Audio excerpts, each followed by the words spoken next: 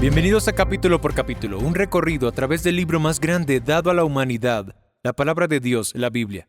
Y vamos a recorrerla capítulo por capítulo. 7 minutos al día, 7 días a la semana. Acompáñanos cada día y compártelo con otros para que se unan a este viaje que cambiará sus vidas. Nos detendremos en lugares inesperados y seremos desafiados.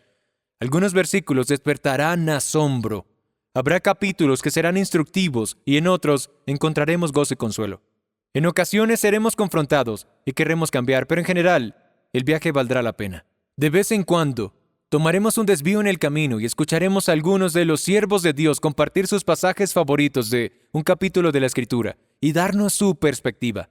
Todo viaje necesita un desvío de vez en cuando. La mejor manera de aprovechar este podcast es leer el capítulo que estamos estudiando antes o después. Es su palabra la que transforma. Encontrarás más y verás más de lo que yo podría articular. Bienvenidos a Capítulo por Capítulo. Y el capítulo de hoy es Levítico 4. Deja de caminar en círculos. En 1973, el psiquiatra Carl Menninger publicó su libro titulado ¿Qué fue del pecado? Menninger escribió sobre el ascenso de las ciencias en la cultura occidental. Ramas de la ciencia como la psicología y la psicoterapia evitan términos como maldad e inmoralidad, y por eso la cultura occidental evita esas ideas. Menninger documentó cómo la categoría teológica de pecado se convirtió en la categoría psicológica de enfermedad. También mencionó el hecho de que ningún presidente estadounidense había mencionado el pecado en un discurso público desde 1953. Así que Menninger concluyó, como nación, oficialmente dejamos de pecar hace 20 años.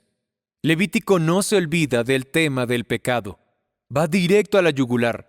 Levítico 4 trata de la ofrenda por el pecado y menciona nombres.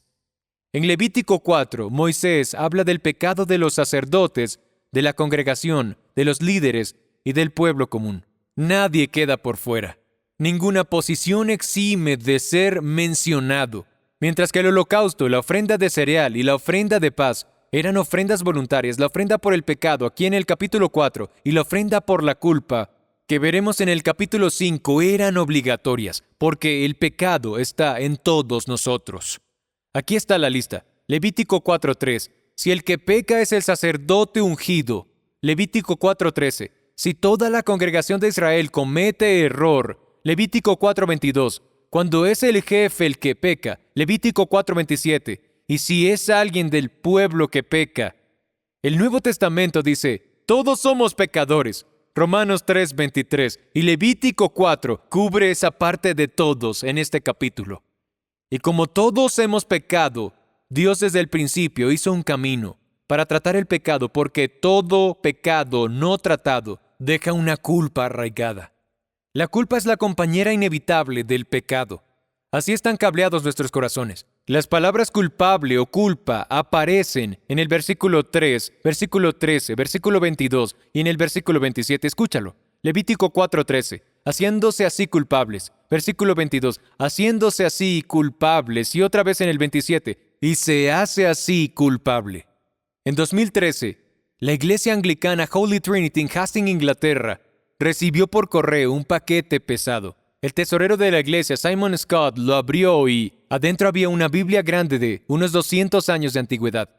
También llegó una carta explicando por qué habían enviado esa Biblia en particular. Era de un hombre jubilado que vivía en Alemania. Él escribió que en 1971 él y su esposa estuvieron en Hastings y tomaron una clase de inglés en la iglesia Holy Trinity. Mientras estaba en su clase, sus ojos cayeron sobre unas Biblias antiguas hermosas debajo de un banco en una esquina del salón. Él robó una de ellas y se la llevó a su casa. En su carta a la iglesia escribió, cometí un gran error. Al volver a casa sentí que lo que hice no estaba bien. Esta Biblia siempre me traía una conciencia culpable.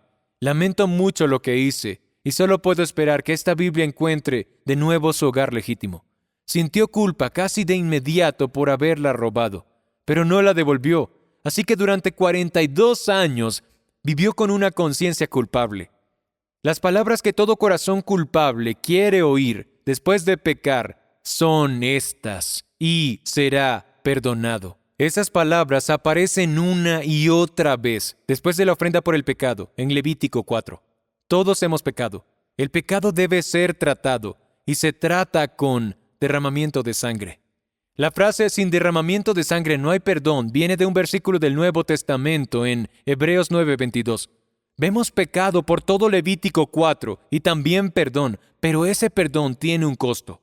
Junto con pecado y perdón tiene que haber sangre, y es debido a lo diabólico que es el pecado. Que el perdón requiera sangre muestra el alto precio que debe pagarse para que un corazón culpable quede limpio. El evangelista estadounidense Charles Finney nos lleva más allá de los machos cabríos y los toros que se ofrecían en Levítico 4. Dirige nuestra mirada al sacrificio final por el pecado de la humanidad. Es Jesús.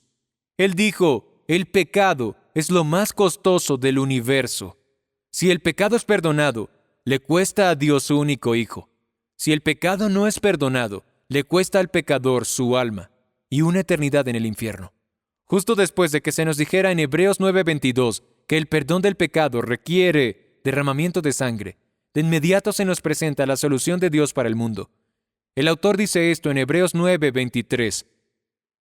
Y eso explica por qué la sangre y la muerte tienen tanta prominencia en todas las prácticas secundarias que apuntan a las realidades del cielo.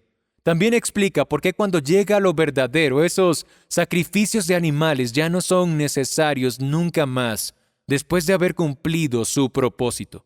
Cristo no entró en la versión terrenal del lugar santísimo, entró en el lugar mismo y se ofreció a sí mismo a Dios como sacrificio por nuestros pecados.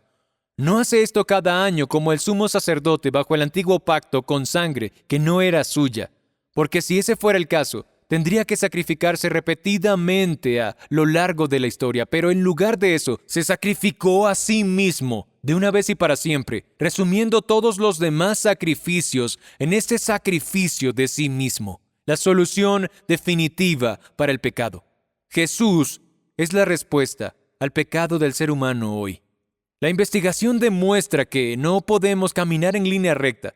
En 2009, un científico alemán llamado John Souman llevó a un grupo de personas a un estacionamiento vacío o a campos abiertos y les vendó los ojos, les pidió que caminaran en línea recta. Algunos lograron mantener un rumbo recto por 10 o 20 pasos, unos pocos llegaron a 50 o 100, pero al final todos ellos terminaron dando vueltas y regresando hacia su punto de partida. No muchos de ellos, no la mayoría, todos y cada uno de ellos.